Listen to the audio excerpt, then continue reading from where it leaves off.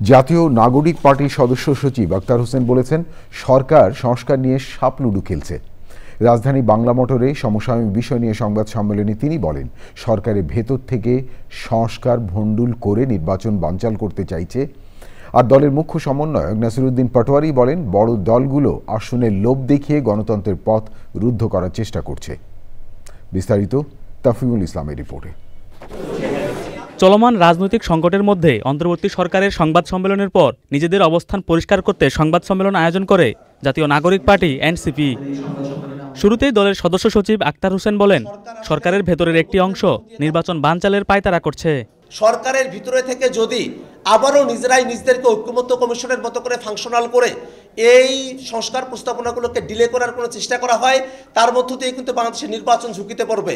আমাদের কাছে স্পষ্টতই প্রতীয়মান হচ্ছে যে সরকারের ভিতরের কোনো একটা অংশ সংস্কারকে ভণ্ডুল করে নির্বাচনকে বানচালের তারা পায়তারা করছেন। এমনটা বাংলাদেশের মানুষ হতে দেবে না। আক্তার হোসেন বলেন, জুলাই সনদ বাস্তবায়ন কেউ ঠেকিয়ে রাখতে পারবে না। জুলাই সনদ বাস্তবায়নকে কোনো দল ঠেকিয়ে রাখতে পারবে না। যদি তারা বলে করে যে জুলাই সনদ কোনো রাজনৈতিক দলের চাওয়া পাওয়া, শুধু রাজনৈতিক দলের চাওয়া পাওয়া না, জাতীয় নাগরিক পার্টি জনগণের চাওয়াকেই নিজেদের বক্তব্যে একটা বিবৃত করছে। আমরা জনগণের চাওয়াটাকে এখানে বলছি এবং মানুষেরা গণভোটের মধ্য দিয়ে তাদের আকাঙ্ক্ষাকে ব্যক্ত করবে। যদি সাহস থাকে গণভোটের থেকে অগ্রসর হওয়া হোক, জনগণ গণভোটের মধ্য দিয়ে দেখিয়ে দেবে যে তারা সংস্কারের পক্ষে, সংস্কার বাস্তবায়নের পক্ষে। বহুদলীয় গণতন্ত্র নষ্টের জন্য একটি দল উঠে পড়ে লেগেছে অভিযোগ করেন নাসিরুদ্দিন পাটোয়ারি। আসনের লোভ দেখিয়ে গণতন্ত্রের যে পথ সেটাকে রুদ্ধ করা হচ্ছে।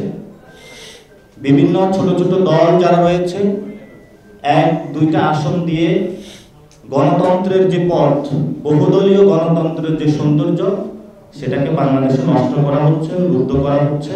কথিত মামলায় ভয় পান না জানিয়ে নাসিরুদ্দিন পাটোয়ারি বলেন, সন্ত্রাস চাঁদাবাজের বিরুদ্ধে এখন থেকে যুদ্ধ ঘোষণা করছে NCP. Tafimul Islam, channel I, Dhaka.